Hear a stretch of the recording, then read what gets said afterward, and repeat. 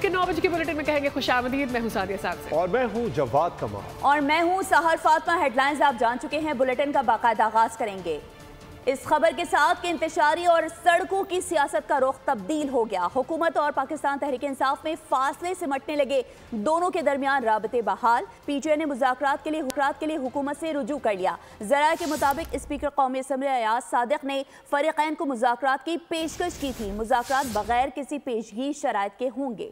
मुल्क की सियासत में नया रुख, हुकूमत पर कड़ी तनकीद करने वालों ने यू टर्न ले लिया। तहरीक इंसाफ ने हुकूमत से मुज़ाकरात का फैसला कर लिया। तहरीक इंसाफ के रहनुमाओं ने भी मुज़ाकरात की तस्दीक कर दी। चेयरमैन तहरीक इंसाफ बैरिस्टर गौहर ने भी तस्दीक की, कहा कि 9 मई के वाक़ये पर धूल डालकर आगे बढ़ा जाए। ज़राए के मुताबिक बाज़ाब्ता मुज़ाकरात के लिए राब्ते जारी रखने पर इत्तेफाक किया गया है।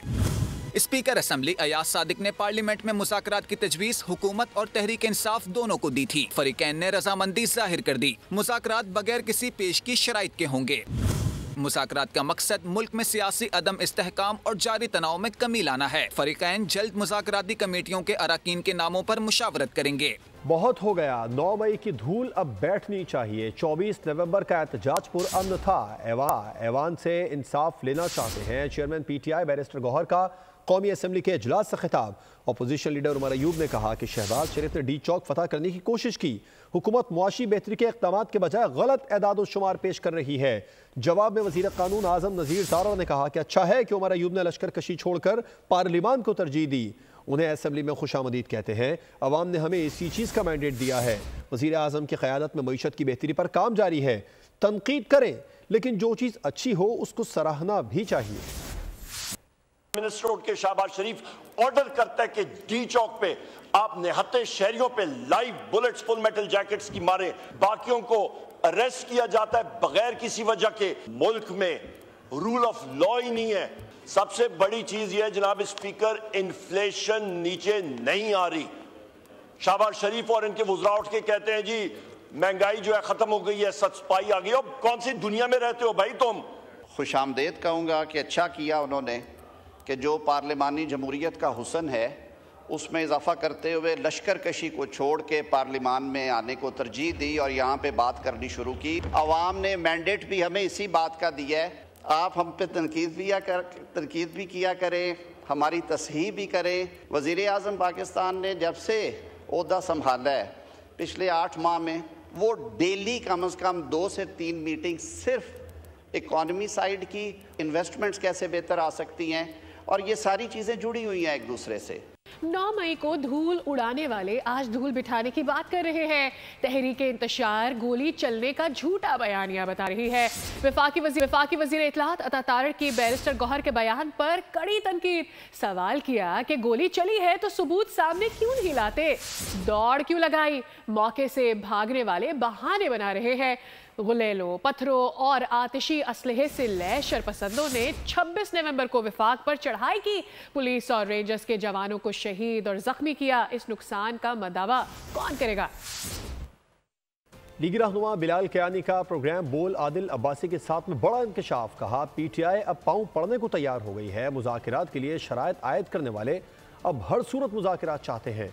उनका मजीद कहना था कि बानी पीटीआई बैसाखियों पर हुकूमत चलाते रहे हैं, जिसके लिए उन्होंने हर तरह का समझौता भी किया। अब ये पाँव पड़ने के लिए तैयार हो गए। पाँव पड़ने के लिए हर वक्त तैयार होते हैं। देखिए, मुज़ाकरात का हमें तो कोई शौक नहीं है, मगर इनकी जमात की भी ये हालत है कि फर्द वाहिद का ऐलान की क्या हैसियत है।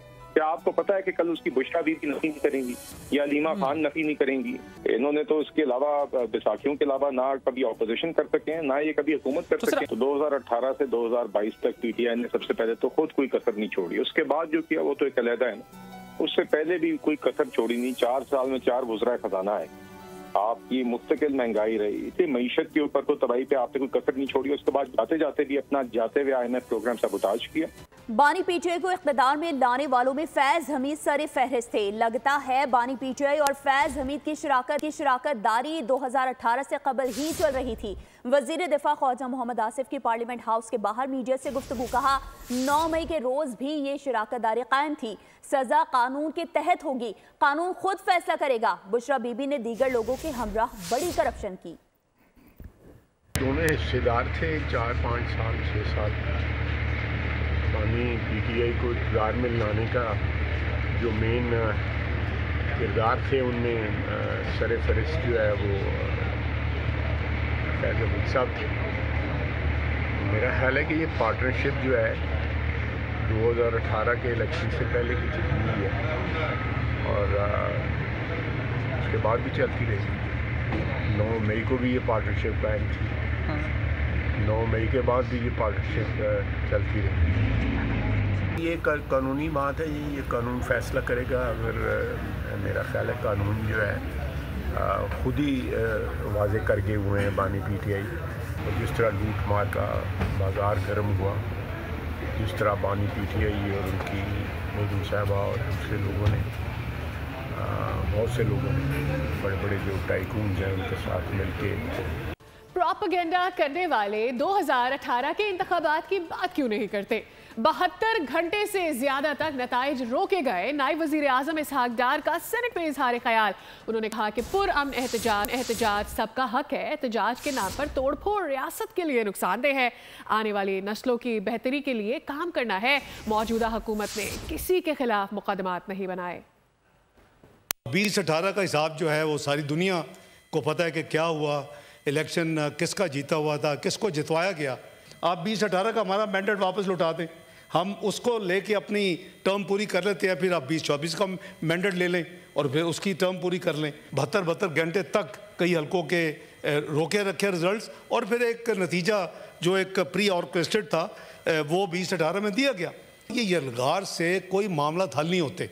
एक है पीसफुल एहतजाज, उसका ऑब्वियसली हर एक का आईनी हक है, लेकिन वहाँ पब्लिक रिसोर्सेज इस्तेमाल करने की इजाज़त नहीं है कि हम ऐसी चीज़ें करें जो कि हमारी आने वाले नस्लें, जिसके लिए मेरे भाई ने, honourable leader of the opposition ने कहा कि हमें उनको कुछ दे के जाना है। मैं ये कह रहा हूँ कि हुकूमत ने किसी को किसी मुकदमा बनाने के लिए नहीं कहा। सेनेटर फैसल वाडा का बैरिस्टर गौहर से पार्लियामेंट में मुसाफिहा। पार्लियामेंट लॉजेस में बैरिस्टर गौहर की मीडिया से गुफ्तगू के दौरान फैसल वाडा आ गए। गौहर के कंधे पर हाथ रखकर कहा, मेरे भाई को मुश्किल में ना डाला करें, ये अच्छा इंसान है। दोनों रहनुमा मुस्कुराने लगे। सर मेरे भाई को मुश्किल में ना डाला करें, अच्छा इंसान है। अभी आपके मुतालिक सवाल हुआ है। सर मेरे भाई को मुश्किल में ना डाला करें, अच्छा इंसान है। और अब आपको बताएं कि वजीर मनसूबाबंदी और खुसूसी इक़दामात एहसन इकबाल की ज़ेर सदारत SIFC की एग्जीक्यूटिव कमेटी का 11वां इजलास अहम मनसूबों और शोबों की पेशरफ का तफसीली जायजा लिया। पॉलिसी सतह पर मामला तेज करने की हिदायत भी जारी की गई है। मज़ीद तफसीलात जानेंगे नुमाइंदा खुसूसी सलमान आवान से। सलमान, आगाह कीजिएगा। जी बिल्कुल, SIFC की एग्जीक्यूटिव कमेटी का 11वां इजलास है, जिसको आज एहसन इकबाल वफाकी वजीर बराए मनसूबाबंदी ने चेयर किया, और इसमें SIFC के अहम शोबों और मनसूबों की पेशरफ का जामिया जायजा लिया गया और पॉलिसी सतह पर जो मुख्तलिफ किस्म के इकदामात हैं उनको तेज करने की हिदायत भी जारी की गई। और उसके साथ ही जो वर्ल्ड या इंटरनेशनल कंसल्टेंट्स हैं उनके जरिए वजारतों और महकमों को फराहम की जाने वाली मशावरती मुआवजत का भी जायजा लिया गया, और दोस्त ममालिक के साथ किए गए वादों की तकमील और सरमायाकारी के फरोग के लिए मनसूबे भी आज के इजलास में पेश किए गए। और इजलास में तमाम मुतल्लिका वजारतों को इन मनसूबों के हवाले से पेशरफ तेज करने के अहकामात भी जारी कर दिए गए हैं। जी ठीक है, नुमाइंदा खुसूसी सलमान आवान हमें तफसीलन आगाह कर रहे थे, आपका बहुत शुक्रिया। और अब आगाह करेंगे आपको पार्लियामेंट के मुश्तरका इजलास के हवाले से, जो कि पीर 16 दिसंबर को तलब करने का फैसला किया गया है। इजलास में सदर मुमलिकत की तरफ से वापस भिजवाए गए 8 बिल ज़ेर गौर आएंगे। मदरसा रजिस्ट्रेशन से मुतालिक सोसाइटीज तरमीमी बिल पर भी गौर किया जाएगा। बाज़ बिल साबिक सदर आरिफ अलवी ने एतराज़ात के साथ भेजे थे। कानून साजियां और बिल में तरमीम। पार्लियामेंट का मुश्तरका इजलास पीर को तलब करने का फैसला। इजलास में सदर मुमलिकत की तरफ से वापस भिजवाए गए 8 बिल ज़ेर गौर आएंगे। ज़राए के मुताबिक मदरसा रजिस्ट्रेशन से मुतालिक सोसाइटीज तरमीमी बिल पर भी गौर किया जाएगा। बिल सदर मुमलिकत की तरफ से पार्लियामेंट को वापस भेजा गया था। इजलास में ऐसे बिल भी ज़ेर गौर आएंगे जो किसी एक ऐवान से मंजूर किए गए, लेकिन मुकर्ररा वक्त में दूसरे ऐवान ने मंजूर नहीं किए। बाज़ बिल साबिक सदर आरिफ अलवी ने एतराज़ात के साथ भेजे थे। वज़ारत कानून की तरफ से सोसाइटीज तरमीमी बिल में मज़ीद तरामीम लाई जाएंगी। नारकोटिक्स कंट्रोल बिल समेत कई बिल कानून साजी के लिए पेश होंगे। इरफान सिद्दीकी का कोड ऑफ क्रिमिनल प्रोसीजर से मुताल्लिक बिल भी ऐवान में पेश किया जाएगा।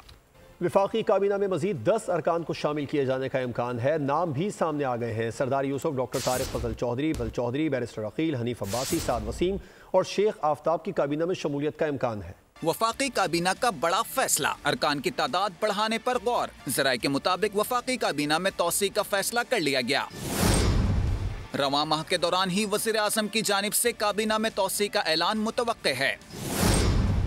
सदर नून लीग नवाज शरीफ पुराने और तजुर्बेकार अफख्वाह हैं। काबीना में 8 से 10 मजीद अरकान शामिल किए जाएंगे। सरदार यूसुफ, डॉक्टर तारिक फजल चौधरी, बैरिस्टर अकील की काबीना में शमूलियत का इम्कान है।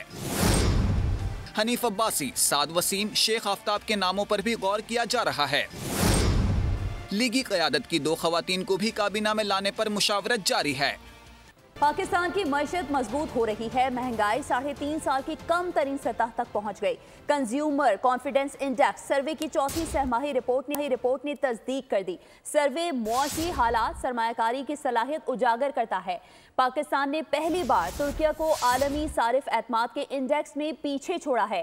पाकिस्तानियों की घरेलू खरीदारी की सलाहियत में 6 पॉइंट्स की बेहतरी आई है। पाकिस्तान की मईशत मुस्तहकम हो रही है। पिछले साल की निस्बत खातिर खा तरक्की हुई। महंगाई 3.5 साल की कम तरीन सतह पर पहुंच गई। कंज्यूमर कॉन्फिडेंस इंडेक्स सर्वे की चौथी सहमाही रिपोर्ट जारी। Ipsos global consumer confidence index अहम सर्वे है। सर्वे माशी हालात और सरमायाकारी की सलाहियत उजागर करता है। पाकिस्तान ने पहली बार तुर्की को आलमी सारिफ एतमाद के इंडेक्स में पीछे छोड़ा है। पाकिस्तानियों की घरेलू खरीदारी की सलाहियत में 6 पॉइंट्स की बेहतरी आई है। पाकिस्तान स्टॉक मार्केट में जबरदस्त तेजी देखी गई।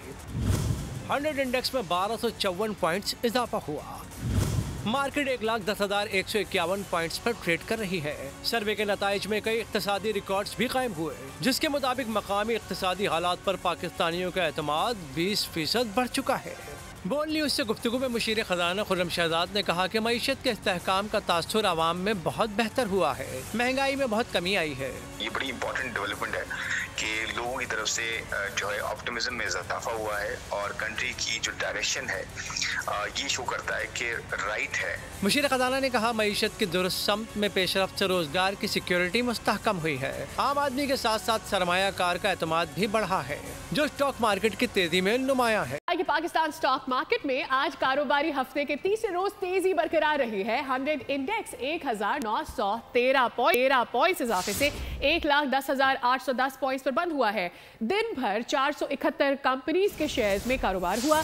288 शेयर्स की कीमतों में इजाफा, 129 शेयर्स में कमी रिकॉर्ड की गई है। मार्केट में 1,07,84,00,000 से जायद शेयर्स का लेन देन हुआ है।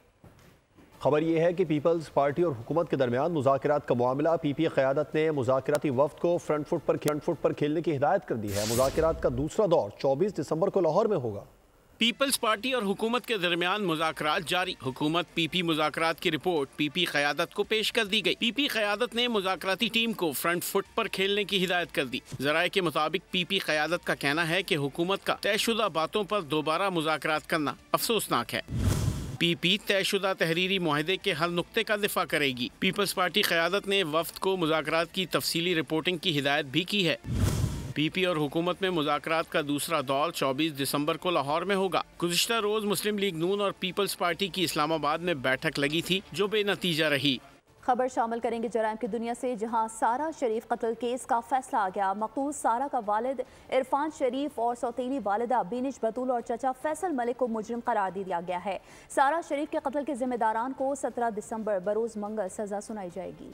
मासूम सारा शरीफ को कत्ल करने वाले करीबी निकले। वालिद का सारा को धाती, डंडे, क्रिकेट बैट और मोबाइल फोन से मारने का एतराफ। सारा शरीफ कत्ल केस का फैसला सुना दिया गया। ज्यूरी ने शवाहिद देखने और गौर के बाद फैसला सुनाया। सारा का वालिद इरफान शरीफ, वालदा और चचा मुजरिम करार दिए गए। दौरान समाअत इब्तिदा में इरफान शरीफ ने सारा को आए जख्मों का जिम्मेदार सुतेली माँ बिनिश बतूल को ठहराया था, लेकिन बाद में खुद जिम्मेदारी कबूल कर ली। सुतेली वालदा बिनिश बतूल और चचा फैसल मलिक सारा शरीफ पर जुल्म और कत्ल से इनकार करते रहे और मुकदमे में शवाहिद भी नहीं दिए। सारा शरीफ के कत्ल के जिम्मेदारों को 17 दिसंबर बरोज मंगल सजा सुनाई जाएगी।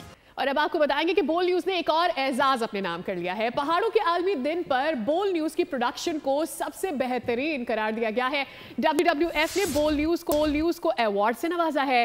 पहला इनाम हासिल करने पर नुमाइंदा बोल न्यूज नदीम खान का कहना है कि बोल न्यूज के लिए एजाज हासिल करना फख्र की बात है। पेशावराना और सहाफती जिम्मेदारियों की रवायत बरकरार, बोल न्यूज का एक और एजाज। बेहतरीन रिपोर्टिंग पर WWF अवार्ड अपने नाम कर लिया। पहाड़ों के आलमी दिन पर गिलगित बल्तिस्तान में शानदार तकरीब का इनेकाद किया गया, जहां माहौलियाती तब्दीलियों और पहाड़ों की अहमियत उजागर करने पर गुफ्तगू की गई। तकरीब में पहाड़ों के आलमी दिन पर बोल न्यूज की जानिब से पेश की गई डॉक्यूमेंट्री को WWF की जानिब से बेहतरीन करार देते हुए अवार्ड से नवाजा गया।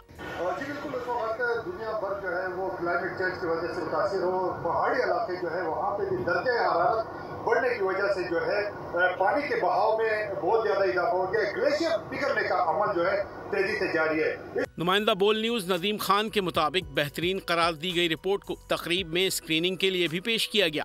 जी बिल्कुल, आज दुनिया भर में पहाड़ों का आलमी दिन मनाया जा रहा है और दिन की मुनासिबत से आज गिलगित में एक पुरवकार तकरीब रखी गई थी और इस तकरीब में जो है माहौलियाती तब्दीली और पहाड़ों पे अच्छी रिपोर्ट और अच्छी डॉक्यूमेंट्री बनाने वालों के जो है इनामात रखे गए थे, जिसमें बोल को यह एजाज़ हासिल है कि उन्होंने पहली पोजीशन हासिल की और उनको आज पहला इनाम जो है वो दिया गया है इस तकरीब में। बाम दुनिया फिल्म फेस्टिवल 2024 के नाम से सजी अवार्ड तकरीब में मुल्क भर से सहाफियों ने हिस्सा लिया। 6 अफराद पर मुश्तमिल अवार्ड ज्यूरी ने बोल न्यूज की रिपोर्ट को बेहतरीन करार देते हुए पहला इनाम दिया। खेल के मैदान से खबर है। भारतीय मीडिया ने दावा किया है कि भारतीय क्रिकेट बोर्ड PCB फॉर्मूले के तहत चैंपियंस ट्रॉफी खेलने पर रजामंद हो गया है। पाकिस्तान ने ICC और भारतीय बोर्ड को फ्यूजन या पार्टनरशिप फार्मूला तजवीज़ किया था, ताहम भारतीय बोर्ड ये फार्मूला अपने मुल्क में होने वाले इवेंट्स पर लागू नहीं करना चाहता।